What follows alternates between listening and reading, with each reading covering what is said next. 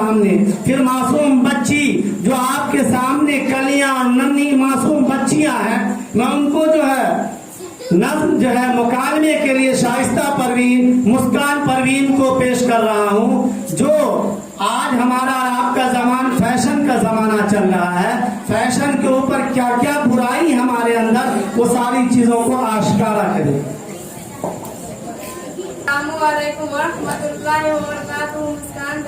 वालेकुम अस्सलाम वरहमतुल्लाहि वबरकातुहू। साहिस्ता बहन, हाय अल्लाह, मैंने आपको पहचाना ही नहीं। बचपन की सहेली और पहचानने से इनकार। ओहो, आप तो बुरा मान गए। आप दरअसल मेकअप इतना किया है कि मैं सोच में पड़ गई आप मुस्कान है या कोई और। लीजिए, आपने तो हम पर तंज ही शुरू कर दिया। नहीं बहन, मैंने आप पर तंज नहीं किया, बल्कि आपकी इस हुलिया को देखकर ताज्जुब हुआ। क्यों बहन, किस चीज पर ताज्जुब हुआ आपको? आपकी इस मेकअप पर। या मेकअप करना, सजना संवरना हमारे लिए जायज नहीं है? अरे बहन, सजना संवरना हमारे लिए जायज तो है, लेकिन इस तरीका से नहीं जो अपने क्या समझना है। क्यों बहन, हमारे लिए इस तरीके में कौन सी बुराई है? अरे बहन, आपने होठों पर लिपस्टिक और नाखून पॉलिश लगा रखी है। और सुनो मेरी प्यारी बहन, उन चीजों में सुअर की चर्बी मिली रहती है और अल्लाह ताला उस जानवर के बाल को भी हराम करार दिया है, और हम उसी हराम चीज से अपने होठों और हाथों को सजाते हैं। छी बहन, आपने किस चीज का नाम ले लिया?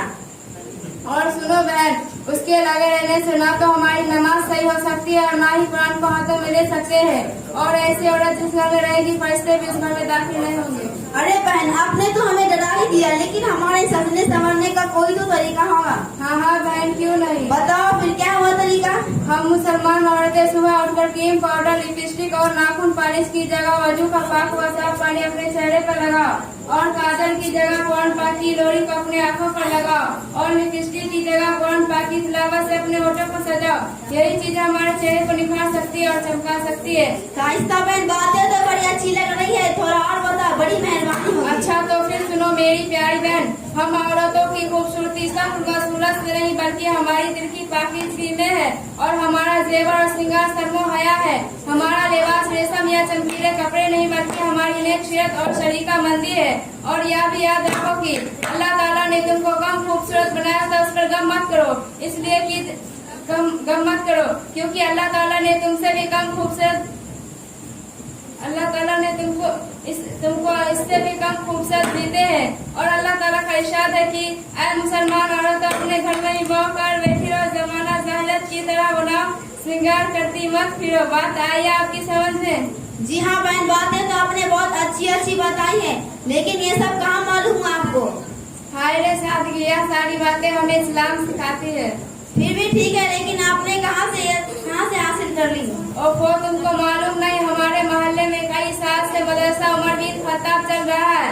यह सारी बातें हमें उसी में सिखाई जाती है। मेरी अच्छी बहन, तुम भी इस मदरसे में आ जाओ, और हम मिलकर इस्लामी तरीका सीखेंगे और फिर अपनी बहनों को सिखाएंगे इंशाअल्लाह। मैं आपसे वादा करती हूँ, इस काम में आपका पूरा साथ दूंगी।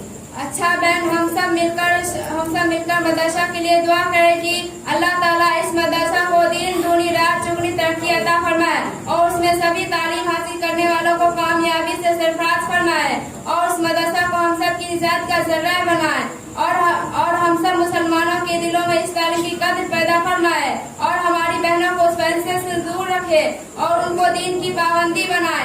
आमीन। अच्छा बहन, अब मैं चलती हूँ, घर पर अम्मी बेचैनी से मेरा इंतजार कर रही होगी, लेकिन वादा करो कि आइंदा से यह हराम चीजें नहीं लगाऊंगी। जी हाँ, मैं वादा करती हूँ, आइंदा से हराम चीजें नहीं लगाऊंगी। और मेरी तमाम बहनें जो मेरे आवाज को सुन रही हो, उनसे अर्ज करती हूँ कि वो भी ये चीजें कतई इस्तेमाल ना करे। अच्छा बहन, शुक्रिया। अस्सलामु अलैकुम वरहमतुल्लाहि वबरकातुहू। वालेकुम सलाम वरहमतुल्लाहि वबरकातुहू। माशा